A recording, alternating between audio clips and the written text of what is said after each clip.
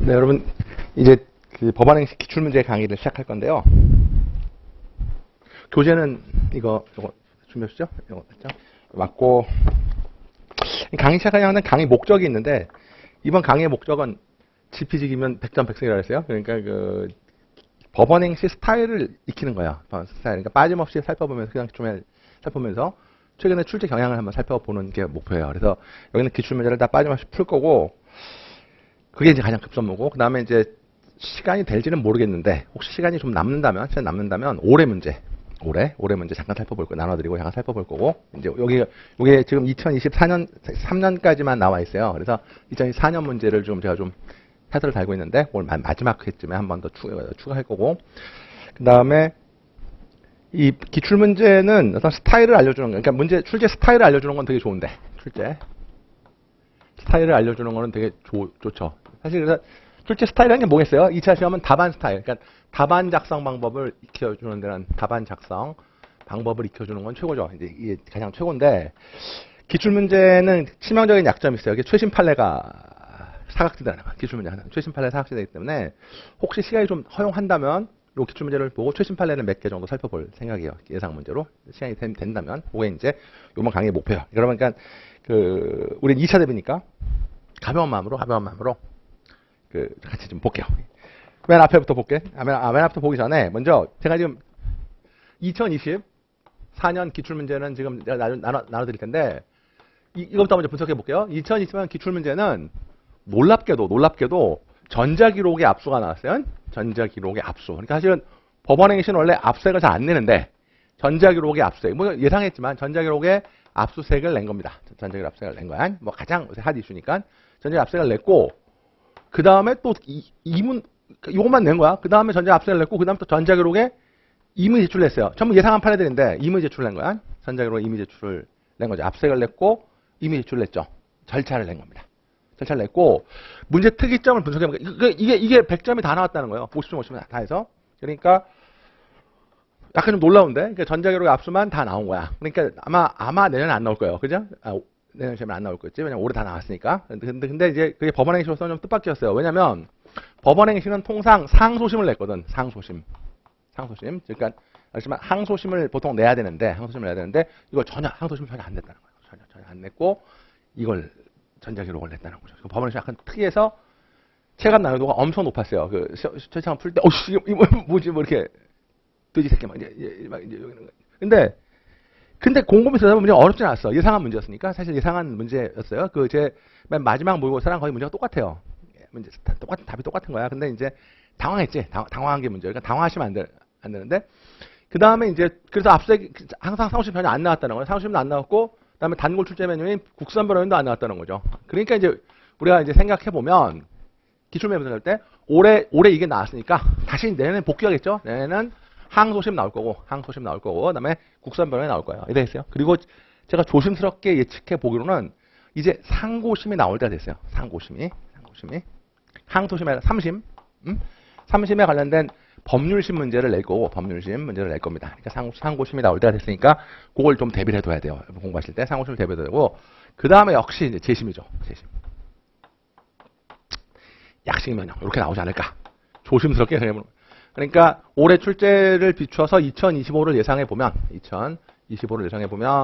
왜냐하면 이 국산 변호에서 나중에 드리겠지만 아주 주목할 만한 판례가 하나 나왔고요. 국산 변호인 별건 구속이 포함된다는 거, 별건 구속을 포함한다는 중요한 전화비치 판례가 나왔기 때문에 그게 나올 거고, 그걸 좀 예상해 보는 거고, 그 다음에 상고심, 재심, 약식명령을 조심스럽게 예상을 해봅니다. 상고심, 재심, 예상을 해보고, 그 다음에 법무사 시험에서 작년에 나왔기 때문에 국민참여재판도 그동안 이제 약간 좀 하시니까 국민참여재판도 한 번쯤 생각해 볼 때가 낼 게 없으니까 국민참여재판 이런 것들을 예상 문제로 잡을 수가 있겠습니다. 이해되십니까?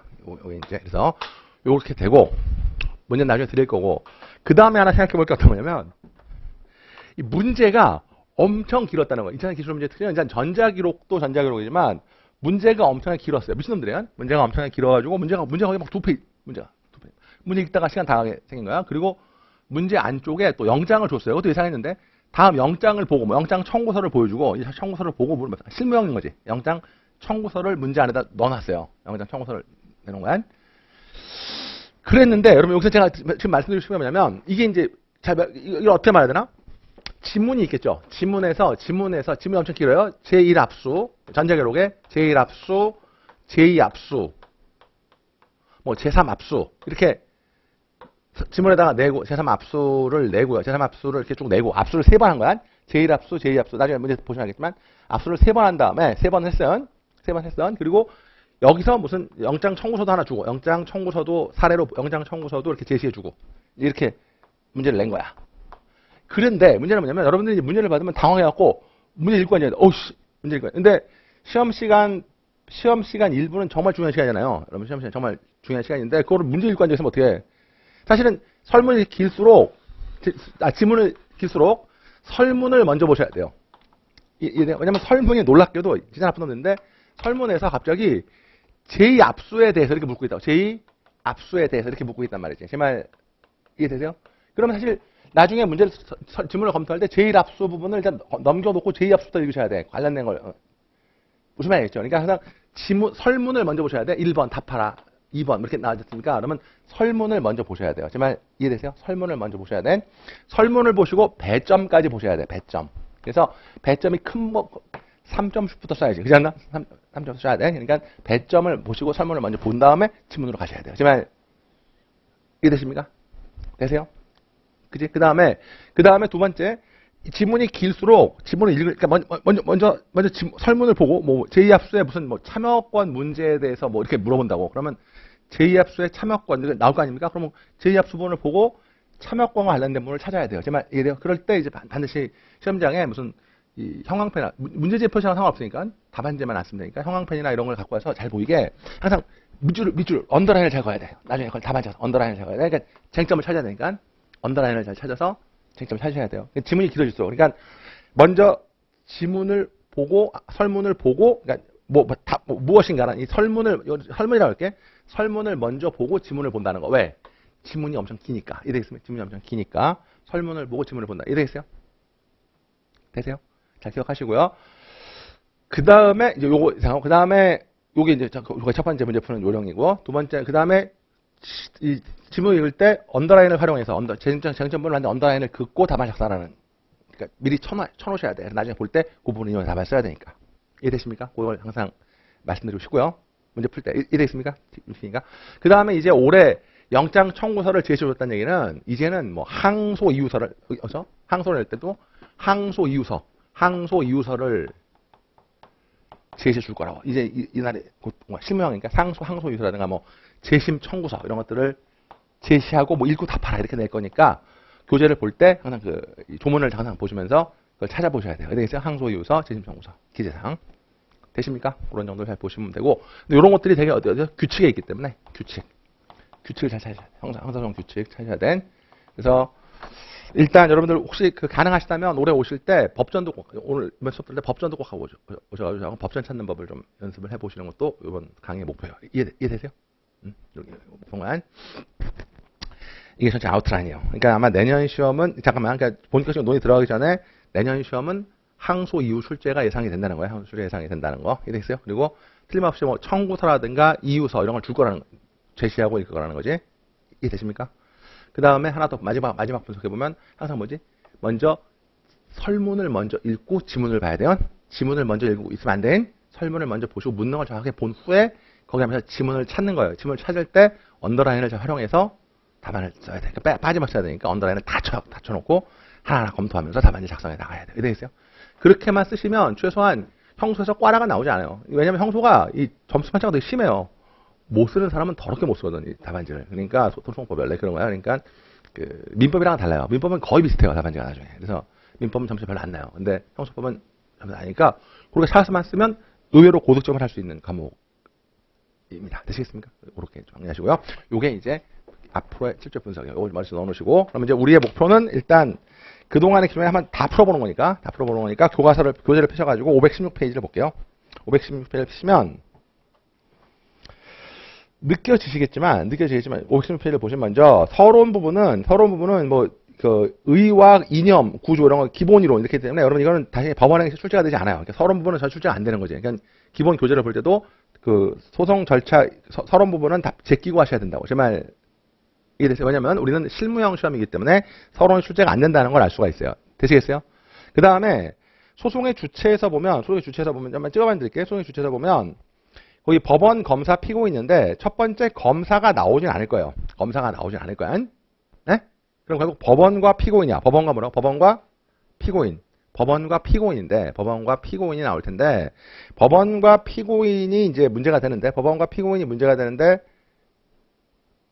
그리고 4절 변호인이죠. 그래서 이 소송 주체에서 제일 중요한 것은 좀 전에 약간 말씀드렸지만 역시 국선 변호인 제도가 제일 중요합니다. 국선 변호인 제도가 제일 중요해요. 그래서 국선 변호인을 형업에서 실하시고 거기다가 여러분들 국선 변호인 제도 옆에 쓸게 한번 메모해주세요. 필요적 변호 사건, 국선 변호인 필요적 변호 사건이라고 적으신 다음에 필요적 변호 사건은 33조예요. 몇 조? 33조. 33조. 같이 조문 있으면 같이 한번 찾아보고 33조. 조문 찾아보시면 33조인데 33조 1호에 대해서 아주 중요한 전화비체 판결이 나왔다고요. 여기서 드릴 거야.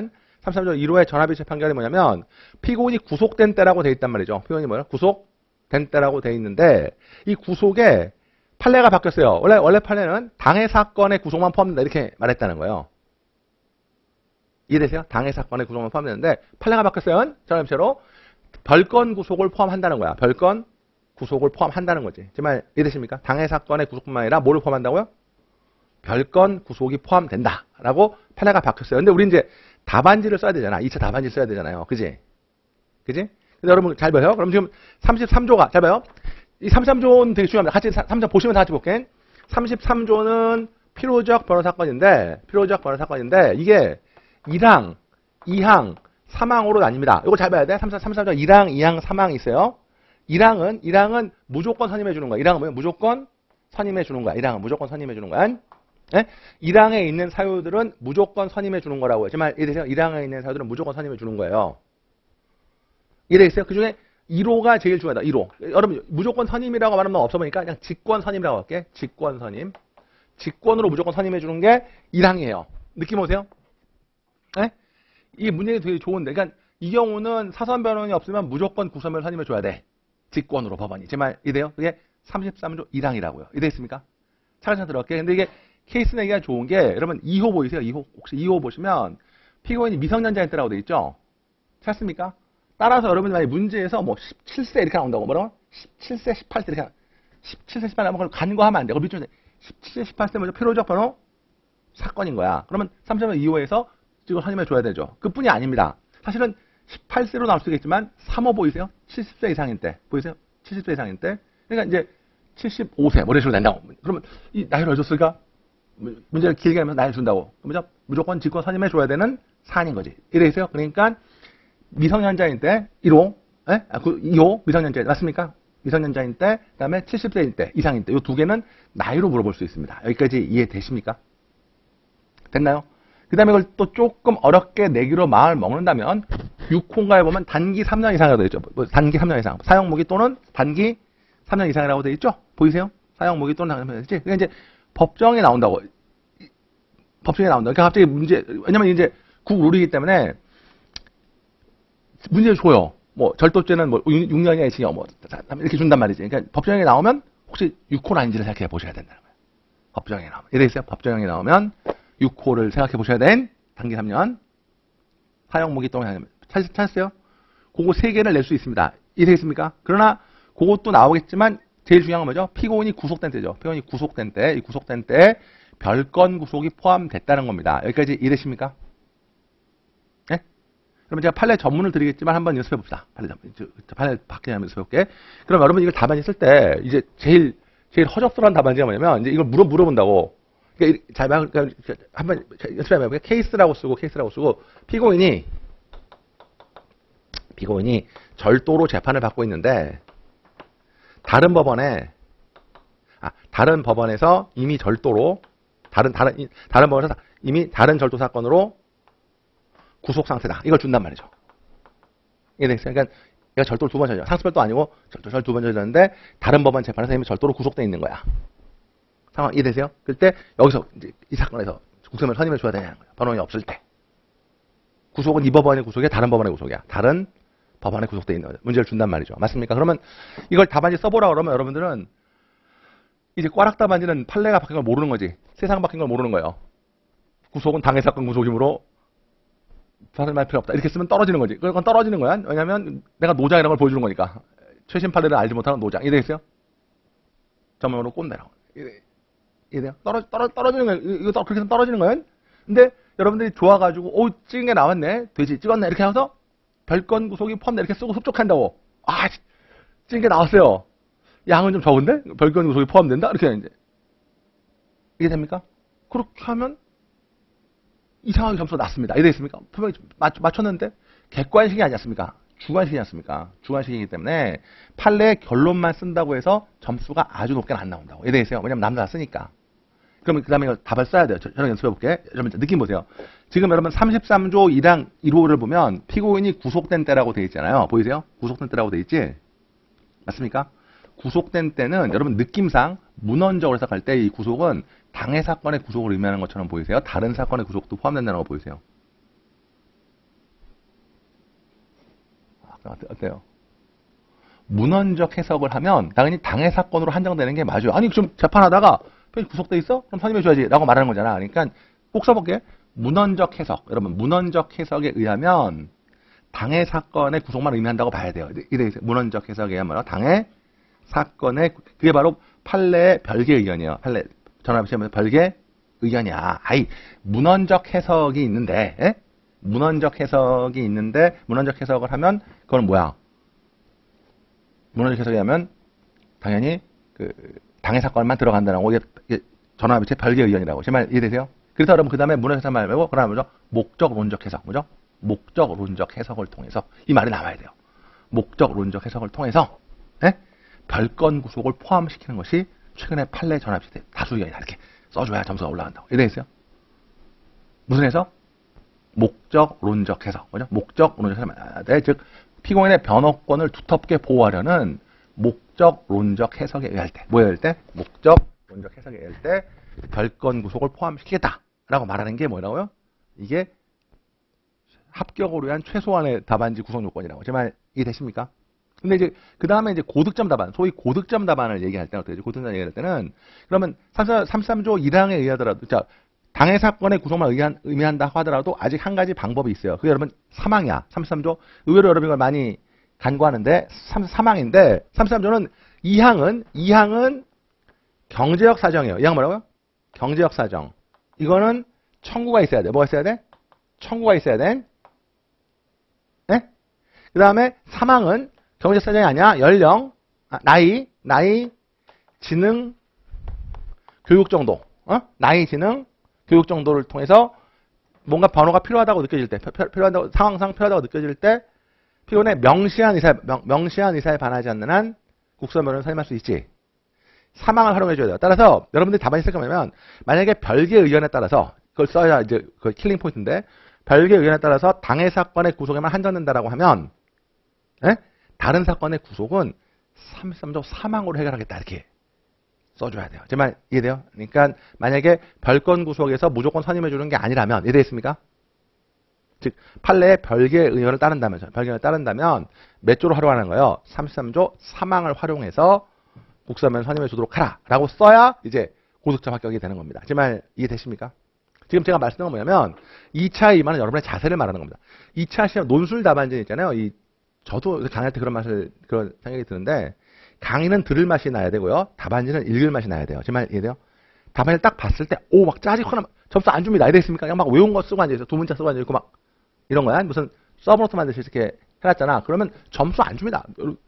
채점자는 생각보다 박해요. 그러니까 그냥 여러분들이 막 두 문자만 외워갖고 뭐 별건 구속 포함 정말 허접한 답안지 포함 이렇게 써면 점수 안 준다고요. 답안지 읽을 맛이 나야 돼요. 읽을 맛. 그러니까 딱 할 때 만약에 판례 별개 의견에 따른다고 한다면 이래 있으면 한다면 33조 사망을 활용해서 명시한 의사에 반하지 않는 한 국수선변 선임할 필요가 있다. 이제 이렇게 써셔야 돼요. 제 말 이해되십니까? 그게 우리의 예상 문제예요. 이해되세요? 거기 국선 변호인 제도 형광펜을 칠하시고요. 국선 변호인 제도 형광펜을 칠하시고 이해되겠습니까? 우선 형광펜 칠하시고 33조 1항, 2항, 3항을 잘 기억하셔야 되겠습니다. 되시겠습니까? 예상 문제 보시죠. 보이세요? 변호해 놓은 점 맞습니까? 거기 별표 3개요. 국선 별표 3개고 그 다음에 두 번째 점 여러분 두 번째 점에 보면 국선 변호인이 없는 상태에서 진행한 공판 절차의 적법성. 요게 나올 수 있죠. 국선, 이게 이제 걸석 재판이라고 말했는데, 국선 변호인이 없는 상태에서 행한 공판 절차 적법성인데, 여러분, 이거 조문 좀 메모할게요. 330조. 330조. 조문을 알고 있어야 돼. 330조야. 330조. 그 다음에 318조 2항을 연결할 거예요. 330조랑 318조 2항. 그래, 선생님. 죄송한데 330조 읽어주시겠어요? 330조? 자, 보세요. 330조. 들어보세요. 330조. 네네네. 330조 피고인이 진술 없이 하는 판결. 네. 피고인이 진술하지 아니하거나 재판장의 허가 없이 규정하거나 재판장의 질서 유지를 위한 설명을 받을 때에는 네. 피고인의 진술 없이 판결할 수 있다. 피고인이 진술 없이 판결할 수 있다. 그래서 이거는 피고인의 걸석 재판인데, 여기서 한번 취할 것은 퇴정한 때라고 돼 있죠. 퇴정한 때라고 돼 있나요? 퇴정한 때. 네? 임의로 퇴정한 때. 이렇게 돼 있지. 임의 퇴정. 근데 이게 피고인만 돼 있잖아. 330조가. 그러니까 써볼까? 변호인에게 유추 적용. 330조 유추 적용을 물어본다고. 유추 적용이 되냐라는 말을 물어봐요. 제 말 이해돼요? 되십니까? 유추 적용이 되냐를 물어봅니다. 상황 이해되세요? 유추 적용이 되냐라는 걸 물어보기 때문에 330조는 피고인의 방어권의 남용이에요. 방어권의 뭐라고요? 남용. 피고인의 입장에서는 맞습니까? 그러면 이게 유추되면 이게 변호권의 포기가 되는 거예요. 그래서 방어권의 남용, 변호권의 포기 이런 말을 써가지고 330조 유추 적용이라는 말을 쓰셔야 돼. 맞습니까? 그거를 만족하지 마시고요. 318조 2항으로 가셔야 돼요. 318조 2항. 318조 2항도 선생님 한번 더 읽어줘. 318조 2항. 318조 2항 들어보세요. 318조 2항. 네. 피고인의 출정 없이 증거 조사를 할 수 있는 경우에 피고인이 출정하지 아니한 때에는 전항의 동의가 있는 것으로 간주한다. 요 케이스로 증거 동의 간주까지 물어본다는 거죠. 증거 동의 간주까지 물어보는 거야. 증거 동의 간주. 이해되겠어요? 걸석 재판이 증거 동의가 되겠냐의 문제죠. 이것도 지금은 자세히 말 안 하겠지만 약간 논의가 있어요. 과연 이 임의 퇴정이 동의한 건가? 이렇게 같은 걸석이라도 뛰쳐나간 게 동의인가? 라는 표현을 쓰기 때문에 여러분 판례 꼭 찾아봐요. 판례는 피고인 변호의 진의와 관계없이 동의를 의지한다 이런 표현을 쓴다고요. 진의와 관계 동의를 의지한다 이런 표현을 쓰기 때문에 요 걸석 재판과 동의 의제 더 나가서 동의 철회까지 증거 동의 철회까지를 같이 낼 겁니다. 여기까지 이해되십니까? 되시죠? 그 세 개 기억하시고요. 다시 교재로 돌아와서 516페이지 맨 아래 변호인 출제된 논점. 제 생각에 기록 열람 사건이나 증거 개시 제도는 그닥 중요한 것 같지 않습니다. 증거 열람 사건이나 증거 개시는 별로 안 중요하고요. 접견 교통권이 이제 거의 의미를 상실했어요. 나온다면 피의자 신문당에서 변호인 참여권 요게 나오겠죠. 변호인 참여권, 고유권의 변호인 참여권 이거 좀 별표 좀 쳐놓으시고 별방에 쳐놓으시고 그건 나중에 대비할게요. 지금 너무 앞에가 길어지니까 나중에 대비할게요. 되시겠어요? 그럼 여러분들 일단 거기 올라가서 출제 상론점 변호인 제도 국선 변호인 별표 3개 두 번째 점도 별표 3개 국선 변호인 없는 상태에서 진행한 적법성 33조 330조 318조 2항 옆에 조문 좀 쓰시고요. 됐나요? 그 다음에 기록염 사건 됐고 증거개시 됐고 같은 얘기니까 됐고 접견교통권 됐고요. 맨 끝에 피의자 신문 단계에서의 변호인 참여권 이것도 조문 찾아야 돼요. 244조가 2인가 있어요. 243조 2인가? 243조 2. 네? 200. 조문을 빨리 찾아야 돼. 243조 2일 거예요. 243조 2. 피의자 신문 시 변호인 참여권. 이해되겠어요? 됐나요? 요거는 판례를 물어볼 거라고. 하나만 쓰고 넘어갈게. 정당한 이유 없이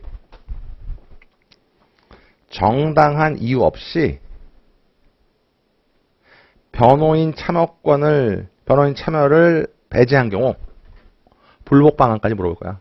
정당한 이유도 물어볼 거고 불복 방안까지 물어볼 거라고. 정당한 이유 없이 변호인 참여를 배제한 경우에 불복 방안으로 아마 법원 행시는 케이스를 낼 겁니다. 문제 길게 내면서. 이해되겠어요? 그 정도 정리하십니다.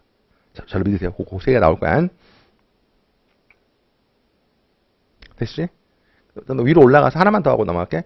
이제 법원은 됐고 피고인 쪽에 예상 논점이 나와 있지 않습니까? 보이십니까? 피고인 쪽에 예상 논점이 나와 있는데 피고인 쪽은 여러분 여기 하나만 체크할게요. 여기 성명 모형이 보이세요? 성명 모형이 이게 최근에 판례가 나왔어요. 그러니까 원래 성명은 중요한 부분이 아닌데 최근에 판례가 나왔다고. 이해되겠어요? 네? 성명 모형이 최신 판례가 있으니까 혹시 모르니까 좀 정리해 주세요. 최신 판례가 있어요. 내용이 바뀐 건 아니라 판례가 나온 거야. 성명 모형 판례가 나온 거야. 하나 있고 옆에 쓸게 위장자 수 혹시 여력이 되신다면 위장자수, 그러니까 성명 모용보다는 위장 출석보다는 위장자수가 나올 거예요. 위장자수. 성명 모용 수신 판례가 있고 위장 출석은 나오지 않을 거고 이해되겠습니까? 위장자수가 나올 겁니다.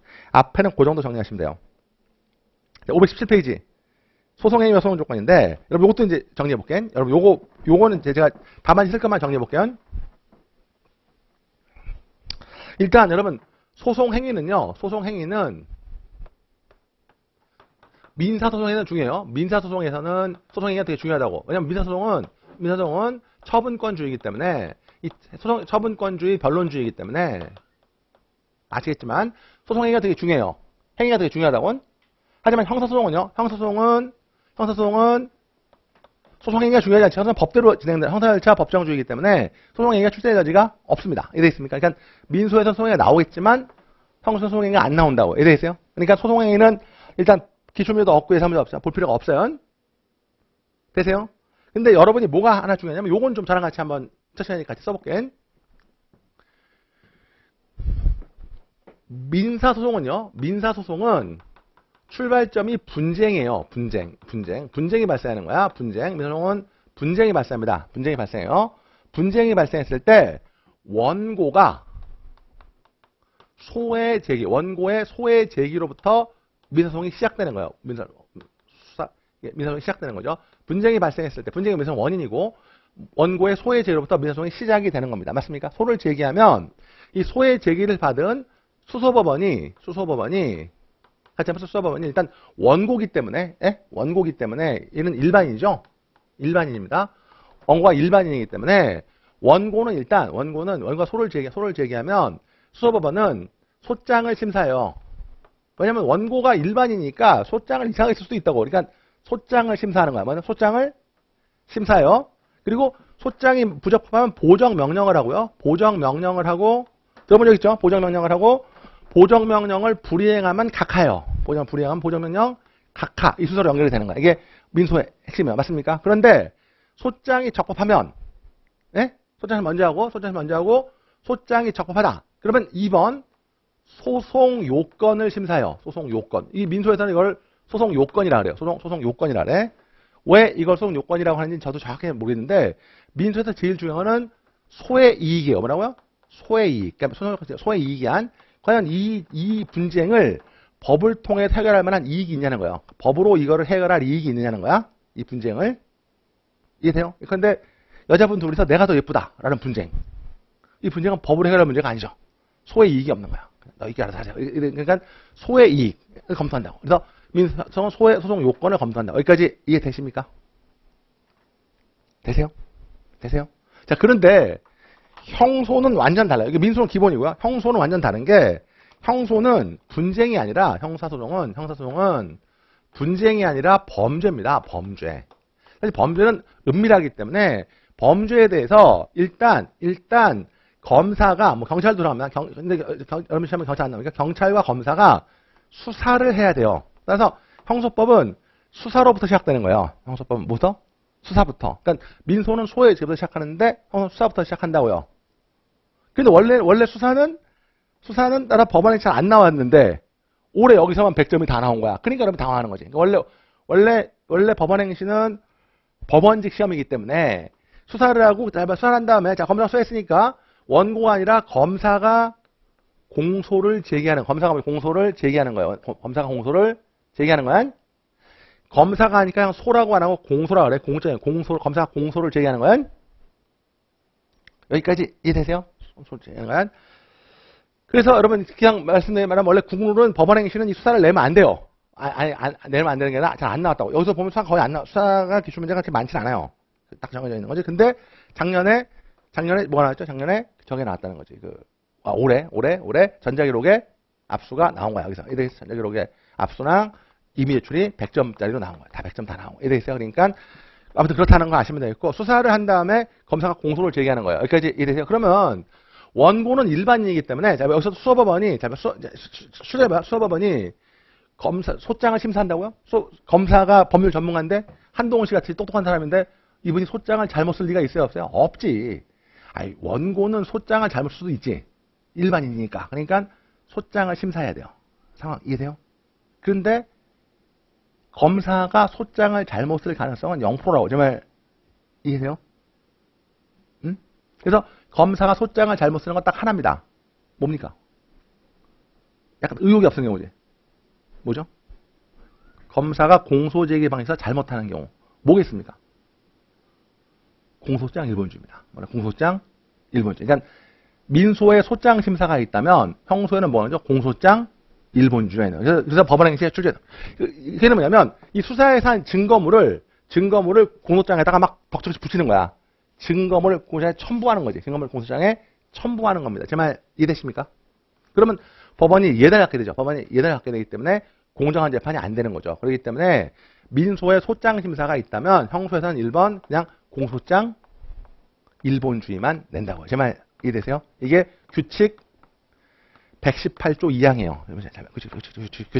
규칙이야. 규칙 118조 2항.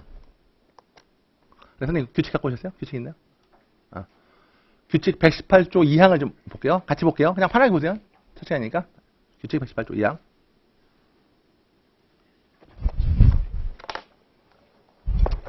규칙 118조 2항. 네. 공소장에는 제1항에 규정한 서류 외에 사건에 관한 법원이 예단 승인하게 할 수 있는 서류 물건을 첨부하거나 그 내용을 인용하여서는 안 됩니다. 이겁니다. 공소장에다 요거밖에 안 물어본다고. 제 말 이해되십니까? 공소장 1번주로 물어보는. 여러분 증거를 막 덕적지 붙이면 법원이 예단을 가잖아. 재판하기도 전에. 이래있어요. 그래서 공소장에다가 예단을 줄 거 붙이지 마. 요것만 심사한다는 거죠. 그러니까 민소의 소장 심사에 해당하는 게 형소에서는 뭐가 없다? 공소장 1번주이고 이것도 예상 문제 중에 하나입니다. 이해되겠습니까? 기출 문제지만 또 나올 수 있습니다. 이해되겠습니까? 왜냐면 판례에서 나오고 있기 때문에. 이래서 규칙 체크하시고요. 그 다음에 이걸 통과했으면 이번에는 자 요걸 줘요. 형소에서는 자 용어를 잡아야 돼. 소송 요건이라고 하지 않고 2번 소송 조건이라고 한다. 뭐야? 소송 조건을 심사해요. 소송 조건이라래.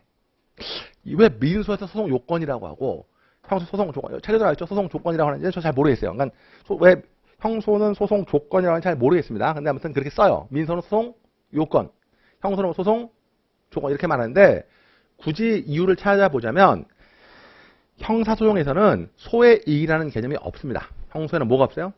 소의 이익이라는 개념이 없다고요. 형소는 뭐 누구의 분쟁이 아니야. 누가 이기고 지는 문제가 아니잖아요. 형소는 범인 잡는 것 자체가 목적이기 때문에 형소는 뭐가 없다? 소의 이익이 없어요. 이해되겠어요? 따라서 소송 조건, 요거만 쓸게요. 소송 조건은 가지고 요거 마지막에 해보세요. 소송 조건은 공소 제기의 적법성이에요. 공소 제기 뭐라고요? 적법성. 공소 제기의 적법성이 바로 소송 조건이에요. 소송 조건이 공소 제기의 적법성입니다. 여기까지 이해되십니까? 케이스 트럼프는 그러니까 형소에서는 공소 제기가 적법하면 소송 조건이 있는 거예요. 이해되겠어요? 적법하면 소송 조건이 있는 거야. 부적법하면 소송 조건이 없는 거죠. 맞습니까? 그러면 민소에서는 소송 요건을 심사하지만 그리고 소송 요건 심사에서 이것도 각하지만 소송 공소제의 적법성이고 공소제의 적법성이 소송 조건이고 이게 만약에 부적법하면요. 부적법하면 공소를 기각하거나 공소를 기각해요. 공소 기각은 판결도 있고 결정도 있는데 전체는 거기까지 안 할 거고 여러분 327조로 한번 가볼게요. 327조 보이세요? 327조는 공소계약의 판결인가요? 8조는 공소의 결정이지. 여러분 거기서 판결도 결정 좀 이따 할 거고 공소기각을 내모로 볼게요. 공소를 못 받아주는 거야. 공소기각 맞습니까? 여기서 딱 하나만 본다면 일단 하나만 볼게 바로 뭐냐면 저겁니다. 2호 공소제기 절차가 법률의 규정에 위반하여 무효인 때 보이세요? 공소제기 느낌 오세요? 공소제기 절차가 법률의 규정에 위반하여 무효인 때 보이십니까? 그러면 공소기각 판결을 받는 거죠. 제 말 이해되세요? 재판을 못 해주는 거야. 이해되세요? 공소기각 판결을 받는 거야. 307조 2호가 제일 중요한 조문이라고 볼 수 있어요. 이해되겠습니까? 307조 2호 되시죠? 자, 그러면 이제 그 다음에 우리가 케이스를 정리해볼게. 그러면 이 공소제 적법성 소송 조건은 같이 정리할게. 소송 조건은 꼭 써보세요. 소송 조건은 법원이 직권으로 조사합니다. 이걸 꼭 써요. 소송 조건은 법원이 당사자가 신청하는 거 아니에요. 왜냐하면 이건 법원이 재판을 할까 말까를 정리하는 거기 때문에 소송 조건은 법원이 직권으로 조사해요. 신청이 필요 있어요? 없어요? 없어요. 그리고 저는 이게 나올 것 같은데 소송 조건은 법원이 직권 조사하는 거야? 에? 그리고 꼭 기억해야 돼. 소송 조건은 이거 같이 써볼게. 최할 판이 나거든요. 상고심까지도 상고심에서도 왜냐면 소송 조건은 재판이 확정될 때까지 계속 있어야 되기 때문에 상고심에서도 법원이 직권으로 조사하는 거예요. 정말 이해되세요? 상고심에서도 소송 조건은 있어야 된 재판 끝날 때까지 소송 조건은 있어야 돼요. 그래서 상고심까지 있어야 돼요. 여기까지 이해되세요? 그래서 상고심 별표 3개 치고 상고심 별표를 좀 3개를 쳐주시고요. 이해됐습니다. 상고심 별표를 3개 쳐주시고 상고심 이건 상고심 나올 수 있는데 저도 일단 소송 조건은 법원이 직권으로 조사한다로 낼 거라고. 제 말 이해되세요? 됐지? 조사하는 건? 에? 그리고 부적법하면 즉 소송 조건이 없으면 소송 조건이 없으면 공소 기각 판결하는 겁니다. 맞습니까? 맞나요? 그리고 그 다음에 하면 공소 제기가 적법하면 그게 바꿔 말하면 소송 조건이 있으면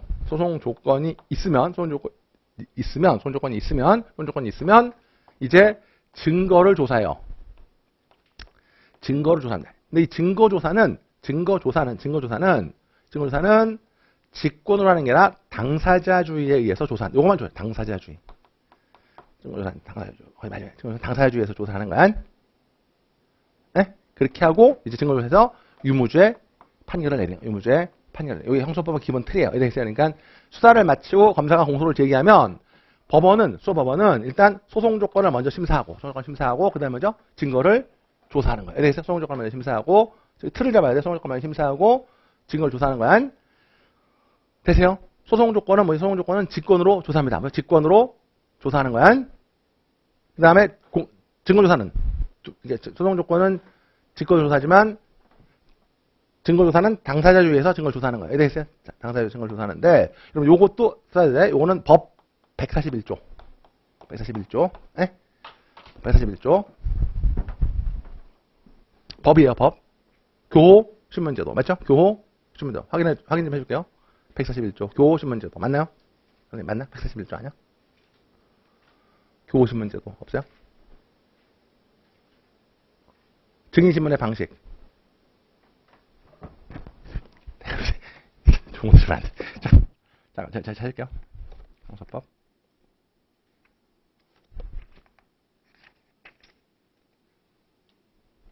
아, 왜 이러니? 141조가 아니고,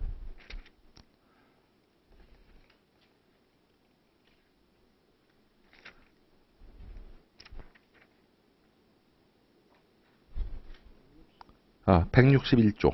162조. 162조 아니라, 161조의 2. 왜 이러니? 161조의 2. 보이세요? 매납니다. 161조의 2. 이거 발표 세 개 치고요. 자, 봐요. 그냥 읽기만 할게. 161조의 2.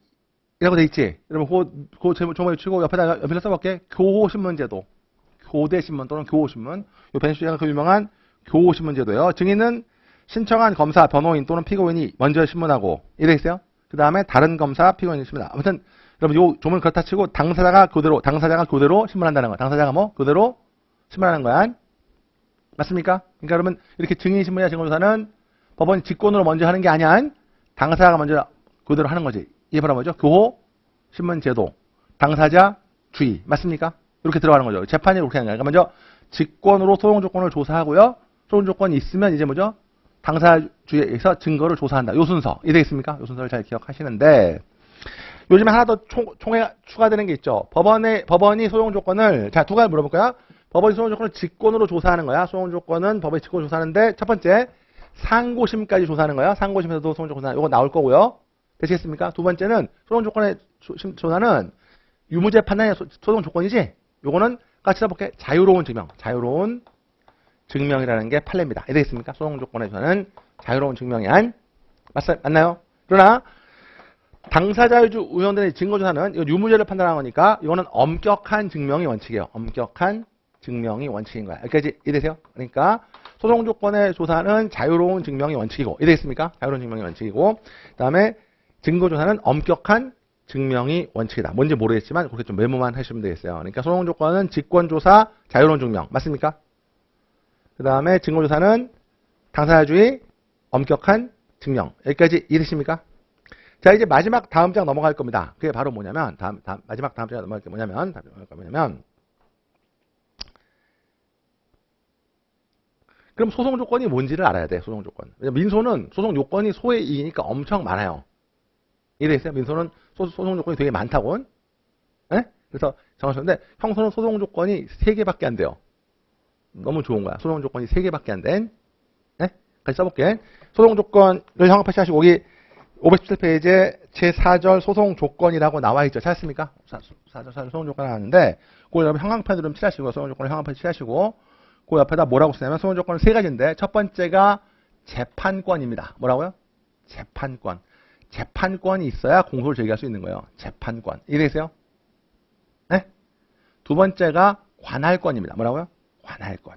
재판권이 있고 관할권이 있는데 동그라미 관할권이야. 근데 재판권이나 관할권은 객관식으로 많이 나오고 있지만 주관식으로 낼 수가 없어. 거의 좀 그래서 잘 안 나와요. 이해되세요? 그래서 재판권, 관할권이 대표 소송 조건인데 출제될 가능성은 거의 없어요. 이해되세요? 따라서 마지막이지. 가장 대표적인 소송 조건이 뭐겠습니까? 친고죄의 고소입니다. 친고죄 뭐라고요? 고소. 친고죄의 고소가 가장 대표적인 소송 조건이에요. 이해되세요? 친고죄의 고소. 되세요? 되세요? 그 다음에 하나만 더 쓸게. 두 개만 더 쓸게. 반의사 불벌죄. 이게 더 중요하죠. 반의사 불벌죄. 처벌 불원의 의사표시. 마지막으로 즉시 고발 사건의 고발.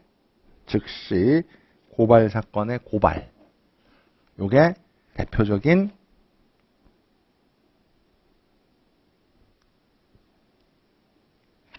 소송 조건입니다. 이해됐습니까? 가장 출제 가능성이 높은 것은 반의사 불벌죄입니다. 반의사 불벌죄 처벌 불원의 의사표시. 요게 옆에 써볼까요? 소극적 소송 조건. 소극적 소송 조건인데 요게 별표 서기 쳐줘야 돼요. 이게 친고죄의 고소하고 어떻게 다른지를 물어볼 거라고. 이해되겠어요? 그 다음에 즉시 고발 사건 고발. 제 말 이해되세요? 그러니까 여러분 소송 조건 5개만 외우면 돼. 5개인데 그 중에 시험에 나온 건 3개밖에 안 되는 거야. 재판권, 관할권. 맞습니까? 재판권. 형성 이거밖에 안 돼요. 재판권, 관할권, 친고죄의 고소. 이해되겠습니까? 친고죄의 고소, 반의사 불벌죄, 처벌 불원의 의사표시. 맞습니까? 마지막으로 뭐지? 즉시 고발 사건의 고발. 이렇게 되는 거죠. 여기까지 이해되십니까? 되세요? 되세요? 여기서도 판례가 바뀐 게 하나 있기 때문에요. 여러분, 혹시 저 판례 제가 판례 드릴 건데, 형법선생님 주셨을지 모르겠는데, 헌법선생님 줬든, 형법선생님 줬을 텐데, 왜? 친족상도례 위헌결정한 거, 보이세요? 친족상도례. 판례 갖고 계세요? 친족상도례 위헌결정? 받았어요? 제가 드릴게요. 친족상도례 뭐죠? 위헌. 박송씨 때문에요. 친족상도례에서 형의 면제가 위헌이야. 불합치야. 형의 면제는 불합치. 그러니까, 동거 친족이나 직계열 쪽은 형을 면제한다는 건 뭐죠? 불합치 됐어요. 너무 심하다는 거야. 그러나 그 위의 친족을 친고죄라는 것은 여전히 합헌이에요. 안 바뀌었다고? 네? 나올 수 있어요. 친고죄. 그렇게 친족상도로 엮어서 나올 거라고. 제 말 이해돼요? 그러니까 친족상도에서 동거 친족이 아닌 친족은 친고죄인데 그건 아직 합헌이라고. 그러니까 그걸 먼저 내고 친고죄 낼 거라고. 제 말 이해되십니까? 그거 기억하시고요. 자, 그럼 문제 하나만 풀어보고 잠깐 쉬지. 그래도 하나 풀어봐야지. 517페이지, 이렇게만 나중에 2021년 문제인데 2번 문제라고 돼 있지. 피고인 갑과 같이 편안한 마음으로 보세요. 피고인 갑과 피고인 을은 공모에서 피해자 A를 모욕했고 피고인 을은 피해자 B를 폭행했습니다. 피해자 A의 피고인에 대한 고소에 따라 피고인 갑이 먼저 모욕죄 공소 제기됐고 1심에서 재판에서 확정됐습니다. 이후 피해자 A는 피고인에 대한 고소를 취하했고 이들은 수사 기간에 고소장을 제출했습니다. 그 이후 피고인 을이 모욕죄 폭행 공소 제기되었어요. 을이 이번엔. 그 다음에 을에 대한 1심 진행 중 피해자 B가 사망했고 상속인들은 처벌 불원에 했습니다. 이 증거조사 채택된 상황 판결을 종결했는데 전부 유죄 판결을 선고했습니다. 자, 요가 위판에 적법한지 여부, 유죄 판결을 선고했는지를 각 죄별로 각각 설명해 이렇게 내고 있죠. 하여튼 이렇게 지문이 긴 건데 이걸 차분차분하게 분석하면 돼요. 근데 첫 번째는 어떤 거냐면 일단 약간 지혜 필요한데 첫째 줄에 모욕죄 나와 있죠? 네? 뭐 둘째 문단도 있지만 모욕죄는 친고죄. 모욕죄 말하고요? 친고죄야. 모욕죄는 친고죄. 모욕죄는 절대적 친고죄입니다. 폭행죄는 반의사 불벌죄예요. 폭행죄 뭐라? 반의사 불벌죄예요. 폭행죄는 반의사 불벌죄입니다. 이해되십니까? 그런데 여러분 이 문제가 봐. 이 문제는 여러분 지금 10점 배점이잖아요. 그지? 그렇게 많이 쓸 수 있는 분량이 아니에요. 제가 미리 말씀드리고 싶은 게 어떤 거냐면 이 여러분들 시험 시간 있지 않습니까? 시험 시간에 5점 단위로 5점에 투입할 시간, 투자할 시간이랑 배정할 줄수를 미리 정해놔야 돼. 자기 필기 속도에 따라. 그러니까 여러분이 가서 이제 5점에 배정할 시간하고 줄수를 배정해 놔야 돼요. 그런데 여러분이 만약에 5점을 5분 배분하게, 나는 5점은 항상 5분을 배분할 거고 10줄을 쓸 거야. 예컨대 만약에 5점짜리 문제는 10분을 배정할 거고 10줄을 할 거야. 만약에 그래 하잖아. 근데 만약에 10점짜리 문제가 나왔지. 그럼 어떻게 하면 돼? 20분 쓰고 20분 쓰고 20줄 쓰면 돼. 그러니까 그 5점을 기준으로 해서 단위를 정해 놓는 겁니다. 제 말 이해되십니까? 그걸 미리 정해놔야 돼, 연습할 땐. 그러니까 5점 단위로 투자할 시간이랑 배분할 줄수를 정해서 거기다 곱해서 미리 배분해 놓고 답안지를 균형 있게 써야 돼요. 제 말 이해돼요? 그러니까 5점, 10점짜리 막 엄청 많이 쓰고 20점짜리 조금 쓰고 그러면 점수가 안 나온다고. 이래서 그러니까 거기 답안지 그 배점에 맞춰서 분량을 배분하는 것도 고득점의 포인트예요. 제 말 이해되시죠? 자, 그럼 이제 10점짜리이기 때문에 이 문제는 그렇게 많이 쓸 수가 없어요. 그래서 답안지 볼게요. 답안지를 보면 답안지를 크게 나눠야 돼요. 모욕죄하고 친고죄로 나눠야 돼요. 모욕죄하고 폭행죄 나눠야 돼요. 왜냐면 모욕죄는 친고죄고 폭행죄는 반의사 불법죄이기 때문에. 제 말 이해되십니까? 그러니까 답안지를 보면 잘 나눴죠? 모욕 2번에 가번에 모욕죄의 경우 친고죄라고 쓰고 있죠. 그 다음에 폭행죄는 반의사 불법죄입니다. 맞습니까? 거기 쓰셔서 둘로 나뉘는 게 포인트입니다. 맞습니까? 그리고 두 번째 10점짜리 문제는 앞쪽에다가 결론을 먼저 써줘야 돼요. 앞쪽에다 먼저 결론을 써주고 근거를 쓰는 겁니다. 항상 특히 그런 거야. 이건 법무사 시험도 마찬가지인데 법원행시도 그렇고 10점짜리 문제는 뭐라고요? 항상 뭘 앞에 먼저 넣고 결론을 넣어놓고 뒤에 근거를 오냐는 겁니다. 맞습니까? 그래서 지금 이 문제에서 판결은 적법한지를 물었지. 대답을 해줘야 돼요. 판결은 적법하다. 또는 뭐 부적법하다. 이렇게 써줘야 됩니다. 맞습니까? 됐습니까? 그리고 하나만 더. 적법하면 그냥 적법하다만 쓰면 돼요. 네? 근데 만약에 부적법하다고 할 때는 반드시 구제선까지 써줘야 돼. 그건 결론 쓸 때. 부적법할 때. 제 말 이해돼요? 네? 그럼 판결이 부적하면 뭐 항소를 통해서 구제한다. 이해되겠어요? 1심 판결을 위협하면 항소를 통해서 구제한다. 이해되겠습니까? 2심이 위협하면 상고를 통해서 구제한다. 맞습니까? 네?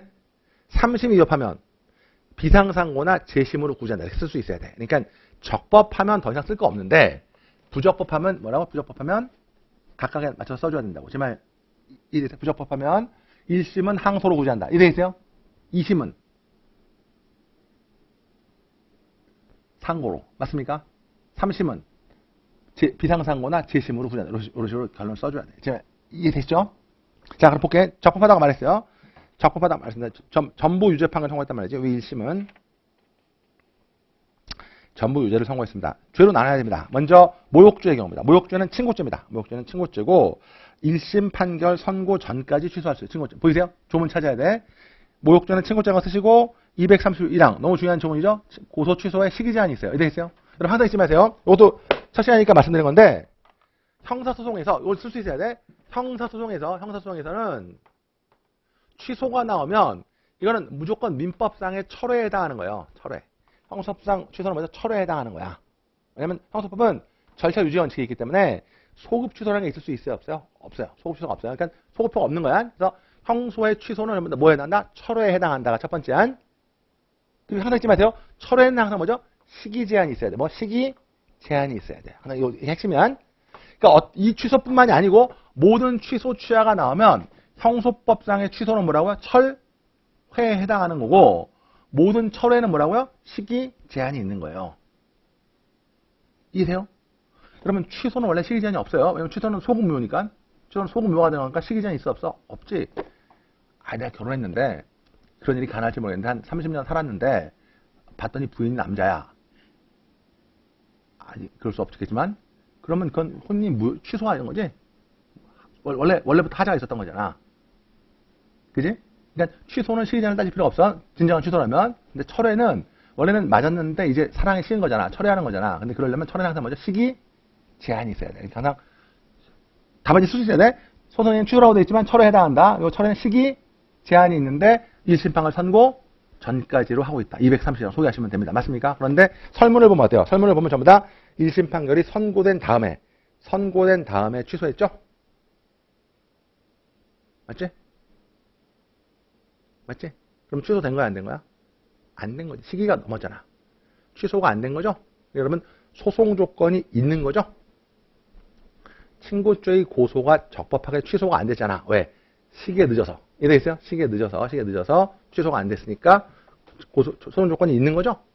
그러니까 여러분, 유죄 판결을 해도 되는 거죠. 유죄 판결 선고할 수 있다. 맞는 게 되는 겁니다. 여기까지 이해되십니까? 되세요? 이게 첫 번째야. 그 다음에 폭행죄는 일단 반의사 불벌죄. 폭행죄는 반의사 불벌죄야. 폭행죄 뭐라? 반의사 불벌죄야. 맞죠? 폭행죄 뭐? 반의사 불벌죄야. 반의사 불벌죄인데 여기서는 그거 보세요. 거기 여러분 문제 잠깐 문제 두째 줄 뒤에 보면 피고인 을에 대한 두 번째 문단 첫째 줄 맨 뒤에 말합니다. 설문의 두 번째 문단의 첫째 줄 맨 뒤에 보면 피고인 찾았어요? 피고인 을에 대한 1심 진행 중 찾았습니까? 피해자 B가 사망했죠. 보이세요? 피해자 누가 사망했어요? B가 사망한 거야. 응? 그래서 상속인들이 위 법에 따라 처벌 불원서를 제출합니다. 되게 중요하죠. 그러면 여러분 이게 일단 시기는 적법해요. 1심 진행 중에 1심 진행 중에 처벌 불원을 표시했으니까 시기 제한은 받지 않지. 뭐냐 주체 문제죠. 주체 문제인 거야. 그래서 도대체 상속인들이 피해 처벌 불원에서 표시를 대신할 수 있는 거냐? 안 된다는 겁니다. 이해됐습니까? 상속인들이 처벌 불원에서 표시할 수가 없어요. 이해됐어요?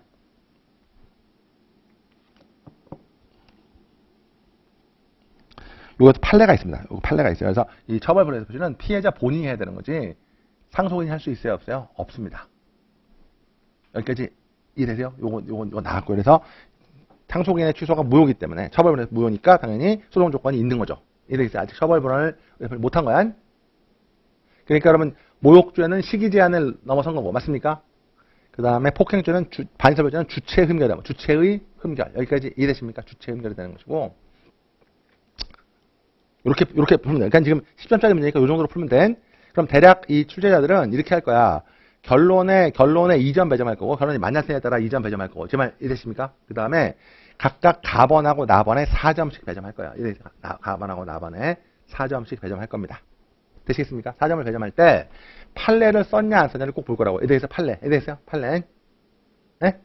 판례. 조문하고 판례가 잘 인용됐는지를 볼 거라고. 제 말 이해되죠? 그러니까 판례 다음에 잘 썼는데 232랑 잘 써야 되고 판례 소개해야 됩니다. 그 다음에 발열죄는 그 조문은 없지만 판례를 잘 소개해 주는 게 포인트죠. 여기까지 이해되십니까? 됐나요? 여러분을 그 아래 여백에다 써볼게요. 요거 이렇게 나올 수도 있고 아래 여백에다가 뭐라고 쓰냐면 아래 여백에다가 써볼게요. 피해자가 의사 능력을 상실한 경우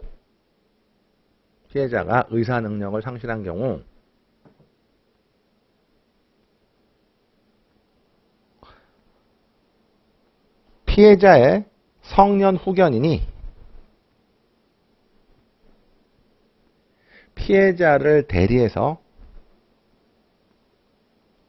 처벌 불원의 의사를 표시할 수 없다. 저는 결론만 불러드릴게요. 피해자의 성년 후견인이 성년의 내모를 묶으시고요. 성년 후견인이 피해자를 대리해서 처벌 불원의 의사를 표시할 수 없다. 별표 3개입니다. 알겠습니까? 이거 판례 시간에 나왔고요.